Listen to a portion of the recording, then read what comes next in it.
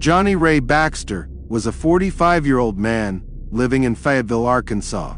He was a well-known real estate agent who worked for a local company called Ozark Realty. Jonnie Ray had a big smile and a friendly personality, which made him popular with his clients and colleagues.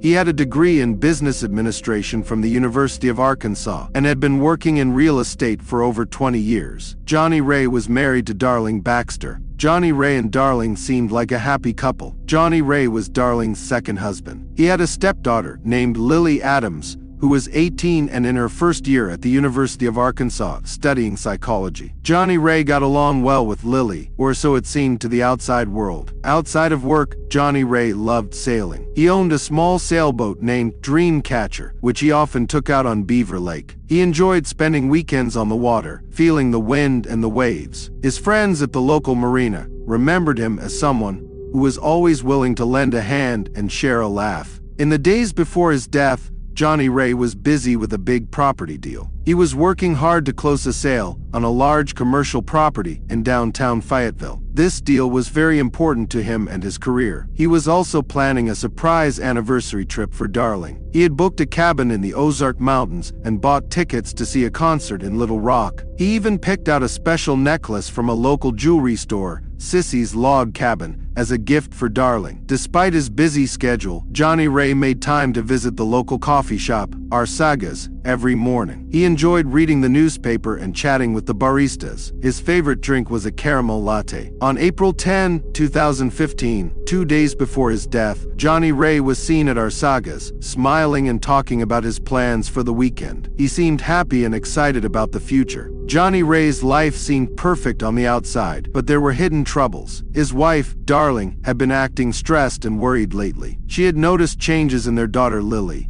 and was suspicious of Jonnie Ray's late-night work meetings. Friends and neighbors had started to notice the tension in the Baxter household. On April 12, 2015, at about 7:30 a.m., Jonnie Ray Baxter's body was discovered. The person who found him was his neighbor, Michael Everly. Michael was a 52-year-old retired school teacher who lived next door to the Baxters. Darlene had called Michael, worried because she hadn't heard from Jonnie Ray since the previous night. She was out of town visiting her sister and asked Michael to check on her husband. Michael knocked on the door of the Baxter house but got no answer. He noticed that Jonnie Ray's car was in the driveway, so he decided to try the door. To his surprise, it was unlocked. As he stepped inside, he immediately felt something was wrong. The house was unusually quiet. Michael called out for Jonnie Ray, but got no response. He walked through the living room and into the kitchen, where he saw signs of a struggle. Chairs were overturned and broken glass was on the floor. He followed the trail of chaos to the master bedroom. When he opened the door, he was met with a gruesome sight. Jonnie Ray was lying on the floor in a pool of blood. He had been bludgeoned to death with a hammer, which lay nearby covered in blood. The room was a mess, with blood splattered on the walls and furniture. It was clear that Jonnie Ray had fought for his life. Michael was horrified and immediately backed out of the room,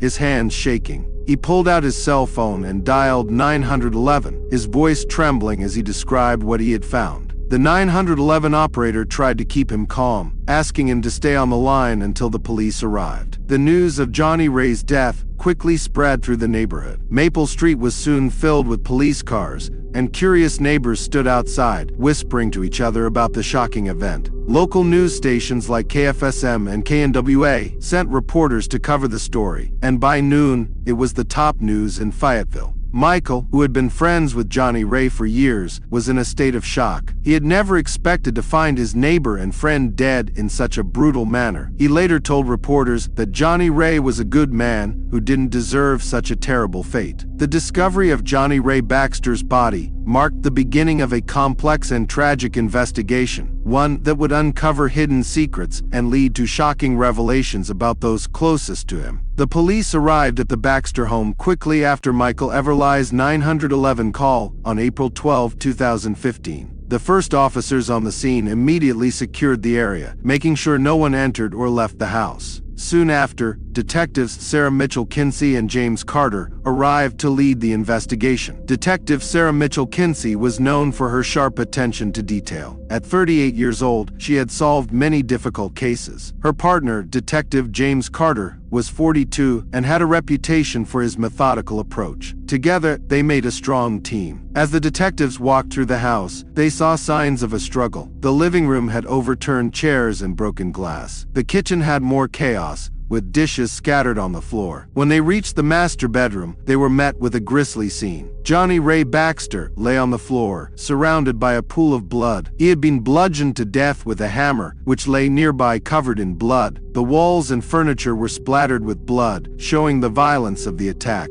Detective Mitchell Kinsey noted the hammer as the murder weapon and ordered it to be bagged as evidence. The crime scene was chaotic and disturbing. The detectives and forensic team took many photos and collected samples. They used gloves to carefully pick up items, making sure not to contaminate any evidence. Blood samples, fingerprints, and the hammer were all collected and sent to the lab for analysis. Outside, neighbors watched as the police worked. The local news stations, KFSM and KNWA, were there too, reporting on the shocking murder. Reporters spoke to neighbors who described Jonnie Ray as a friendly and well-liked man. The media coverage added pressure to solve the case quickly. Detectives Mitchell Kinsey and Carter interviewed Michael Everly, who was still shaken from discovering the body. He described finding the door unlocked and seeing the mess inside the house. His detailed account helped the detectives piece together the events leading up to the murder. By the end of the day, the police had gathered a lot of evidence, but still had many questions. Who could have committed such a brutal act? Why would someone want to kill Jonnie Ray? The detectives knew they had a difficult case ahead of them, but they were determined to find the answers. The first suspect in Jonnie Ray Baxter's murder was his wife, Darlene Baxter.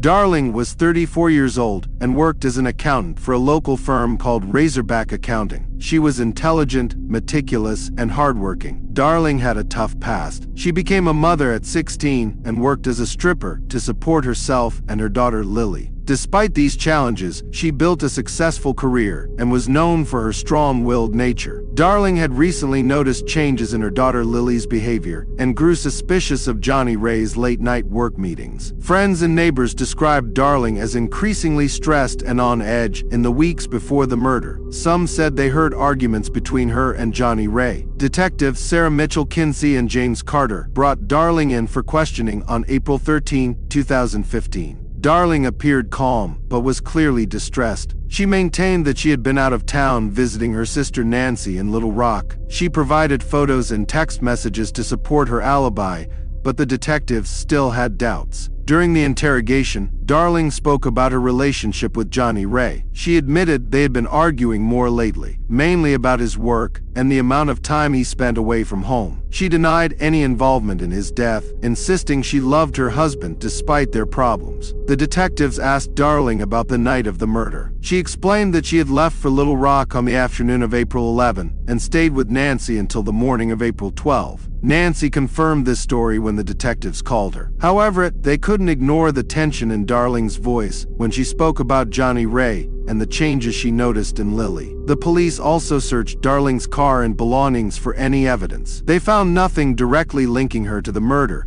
but they did find a diary in which Darlene had written about her frustrations and suspicions. These entries painted a picture of a woman under immense stress and emotional turmoil. Despite her alibi, Darlene remained a prime suspect. The detectives continued to look into her past, interviewing friends, family, and co-workers. They hoped to find a motive or any clue that could tie her to the crime. The pressure on Darlene grew as the investigation progressed, but she remained steadfast in her innocence. The investigation into Darlene Baxter was thorough, yet many questions remained unanswered. The detectives knew they had to keep digging to uncover the truth behind Jonnie Ray's brutal murder. The second suspect in Jonnie Ray Baxter's murder was his stepdaughter, Lily Adams. Lily was 18 years old and a freshman at the University of Arkansas, where she was studying psychology. She was known for her outgoing and sociable personality. Her friends described her as bright and ambitious, always eager to learn new things. Lily had a complicated relationship with her stepfather, Jonnie Ray. It was revealed during the investigation that their relationship had evolved into a secret affair. This affair made Lily feel guilty and conflicted,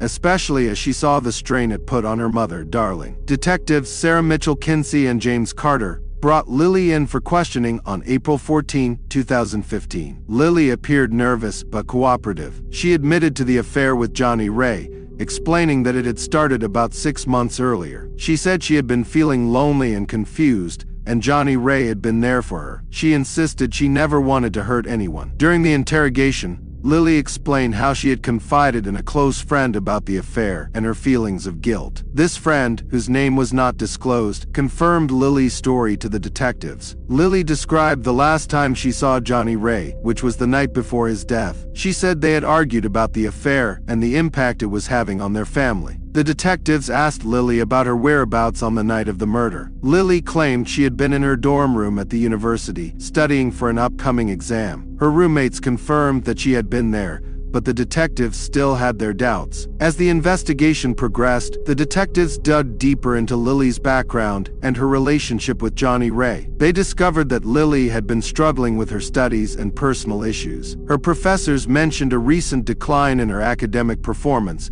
and her friends noted that she had become more withdrawn and anxious. The detectives also found a series of text messages between Lily and Jonnie Ray that suggested their relationship was becoming increasingly strained. Despite her alibi, Lily remained a suspect. The detectives continued to gather evidence and interview those close to her. They hoped to find a connection between Lily and the murder, but the case was far from straightforward. The affair added a layer of complexity, raising questions about motives and opportunities. As the investigation continued, other potential suspects and motives emerged. Jonnie Ray's professional life came under scrutiny, as he had been involved in a high-stakes property deal that could have created enemies. The detectives looked into his business associates and competitors, searching for anyone who might have had a reason to harm him. Additionally, they considered the possibility of a random attack or a robbery gone wrong. However, the personal nature of the crime and the brutality of the attack made these scenarios less likely. The focus remained on those closest to Jonnie Ray, especially given the tensions within his household. The investigation into Jonnie Ray Baxter's murder was complex and challenging. Detectives Mitchell, Kinsey, and Carter were determined to uncover the truth, but they faced numerous obstacles and unanswered questions. The case drew significant media attention, adding pressure to solve it quickly. As the days passed, the community of Fayetteville watched closely, hoping for justice for Jonnie Ray. In the weeks that followed,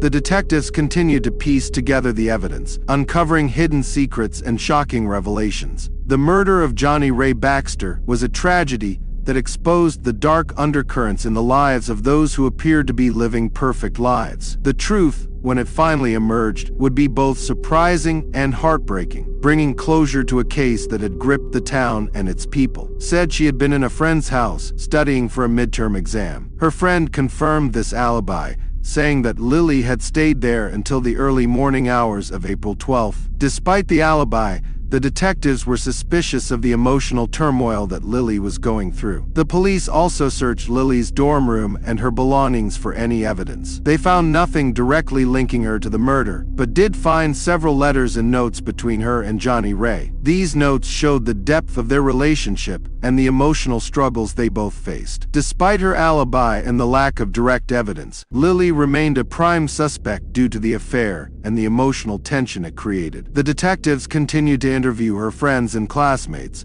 hoping to find any inconsistencies or new leads. The pressure on Lily grew as the investigation continued, but she maintained her innocence and expressed deep regret for the affair. The investigation into Lily Adams was thorough, but the detectives still had many questions. They knew they had to keep digging to find the truth behind Jonnie Ray Baxter's brutal murder. On April 17, 2015, 5 days after Jonnie Ray Baxter's murder, the police received a significant break in the case. It was a cool, foggy morning when a jogger discovered a suspicious item in the park near Beaver Lake. He noticed a plastic bag partially buried under some leaves near a bench. Curious, he opened it and found a blood-stained shirt and a pair of gloves. He immediately called the police, and within minutes, patrol officers Karen Lewis and Tom Martinez arrived at the scene. They secured the area and called in detectives Sarah Mitchell Kinsey and James Carter. The detectives quickly assessed the situation and bagged the items for forensic analysis. The detectives were cautious, but hopeful that this new evidence would provide a breakthrough in the case. They brought the items back to the Fayetteville Police Department's forensic lab. Forensic analysts found that the blood on the shirt matched Jonnie Ray's DNA. Additionally, the gloves had fingerprints that were not Jonnie Ray's. This new evidence shifted the focus of the investigation. The detectives revisited their list of suspects and re-examined their alibis. They also reviewed the surveillance footage from the park and nearby areas. This extensive review led them to a surprising discovery. A figure matching Lily Adams' description was seen entering the park late on the night of the murder. Detectives Mitchell, Kinsey, and Carter brought Lily in for a second round of questioning. This time, Lily was visibly more nervous. She claimed she had gone to the park to clear her head and had no idea about the bloody items. The detectives pressed her for more details, but Lily stuck to her story, albeit shakily. The forensic team continued their analysis and found another critical piece of evidence: hair fibers on the gloves that matched Darlene Baxter's DNA. This discovery complicated the case further and indicated the possible involvement of both mother and daughter. On April 18, 2015, the detectives called Darlene back for questioning. She seemed calm but concerned. When presented with the new evidence, Darlene admitted to knowing about the gloves, but insisted she had nothing to do with the murder. She said she had worn the gloves while gardening and couldn't explain how they ended up near Beaver Lake. The police were now more determined than ever to solve the case. They knew they were close to uncovering the truth, but needed to carefully piece together the final puzzle. The discovery of the new evidence was a pivotal moment in the investigation, providing crucial leads and intensifying the search for Jonnie Ray's murderer. Hey, true crime case solvers, interested in more real-life murder mysteries? Be sure to like and subscribe to our channel, and if you have any thoughts about this case or have a case of your own you'd like us to investigate, leave us a comment. Stay safe, true crime case solvers. The third suspect in the murder of Jonnie Ray Baxter was his ex-wife, Diddy Baxter. Diddy, aged 46, was known for her hot-tempered and aggressive nature. She had a contentious relationship with Jonnie Ray and had never approved of his marriage to Darlene. Diddy lived in Fayetteville and worked as a manager at a local grocery store, Har's Food Stores. Detectives Sarah Mitchell Kinsey and James Carter decided to bring Diddy in for questioning on April 19, 2015. Diddy arrived at the police station, appearing defiant and uncooperative. She had a reputation for speaking her mind and not holding back her opinions. During the interrogation, Diddy admitted that she and Jonnie Ray had a rocky relationship. She described their marriage as tumultuous and full of arguments. Diddy expressed her disdain for Darlene, calling her a homewrecker and blaming her for the end of her marriage. However, Diddy vehemently denied any involvement in Jonnie Ray's murder. The detectives pressed Diddy about her whereabouts on the night of April 11, 2015. Diddy claimed she was at home watching TV and drinking wine. She mentioned watching an episode of Dancing with the Stars and going to bed early. There were no witnesses to confirm her alibi,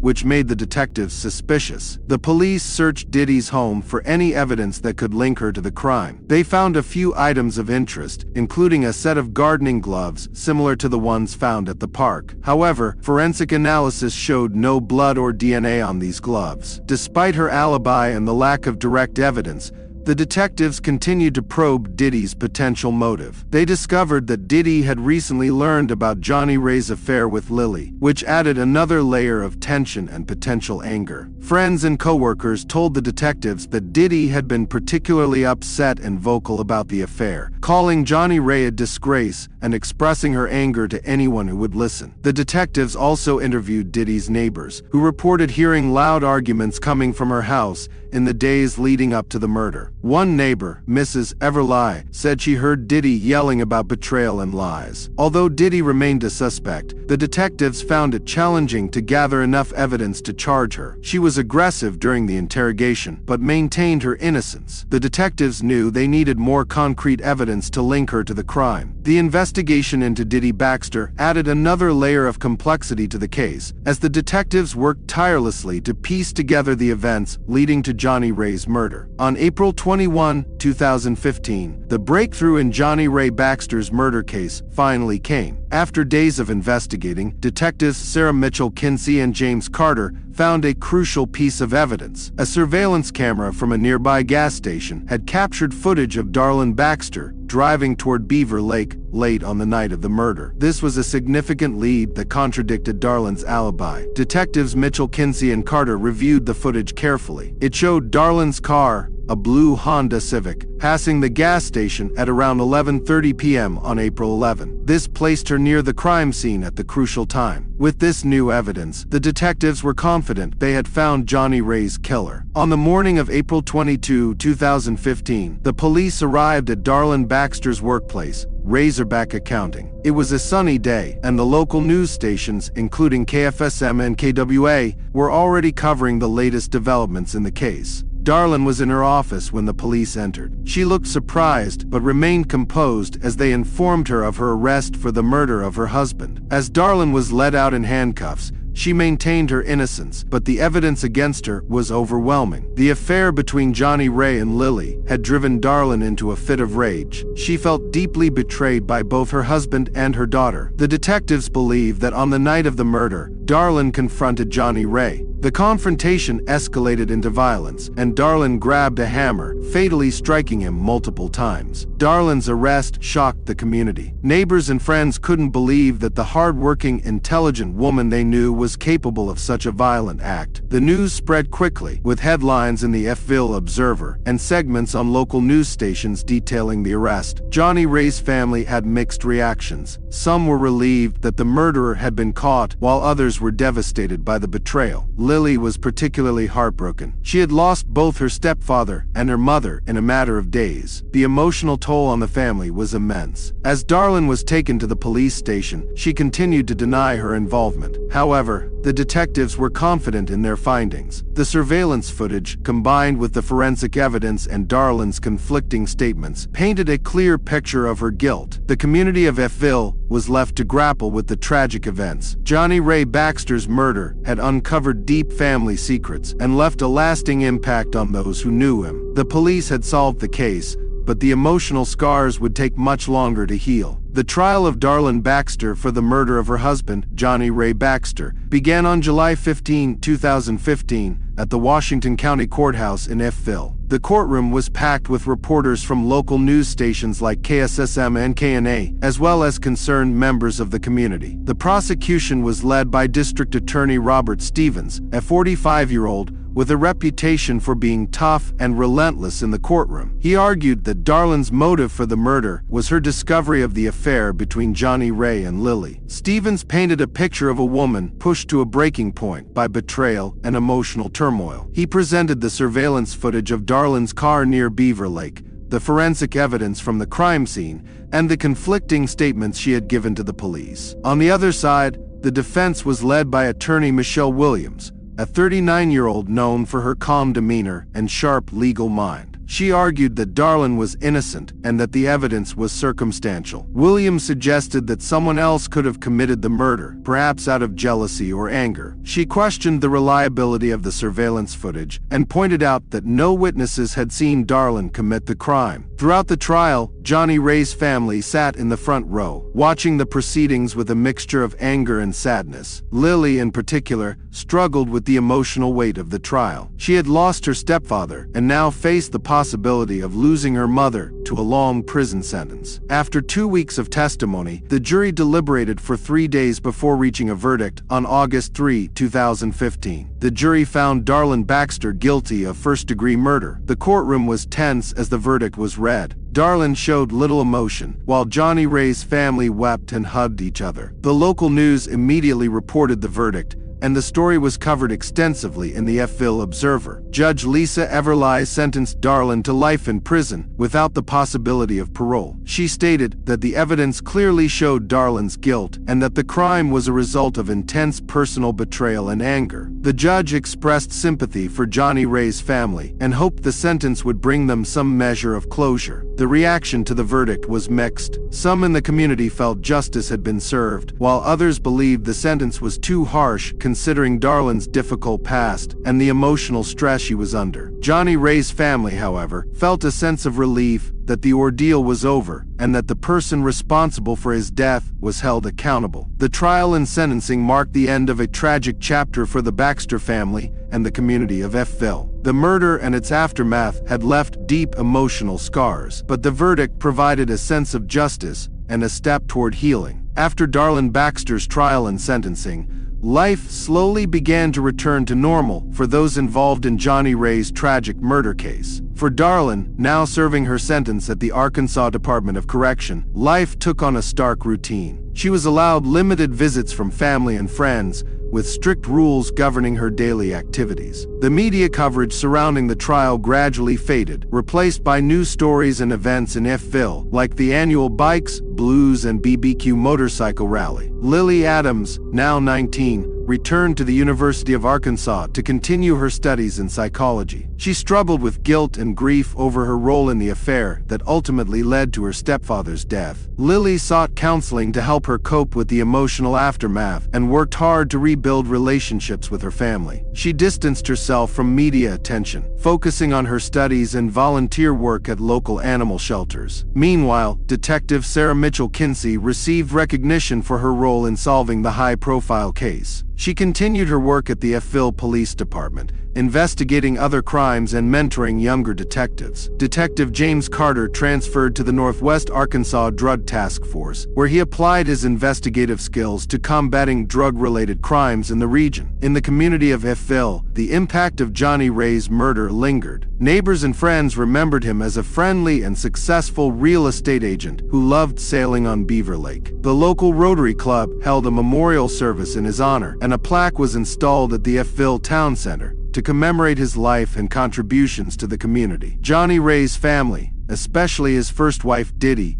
found solace in each other's company and support. Diddy focused on her career at Hart's Food Stores and became involved in local charity events, like the Susan G. Komen Race for the Cure in Bentonville. She remained vigilant about keeping her family close and supporting her grandchildren, who missed their stepfather dearly. As time passed, the scars left by Jonnie Ray's murder began to heal, though the memory of the tragic events of April 2015 remained a part of Fayetteville's history. The community rallied around the Baxter family, offering support and understanding as they moved forward from the ordeal. This tragic case of love, betrayal, and murder serves as a stark reminder of the complexity of human relationships and the devastating consequences of unchecked emotions. Thank you for joining us on this episode of True Crime Case Files. Stay tuned for more stories that uncover the darkest corners of the human psyche. Until next time, stay safe.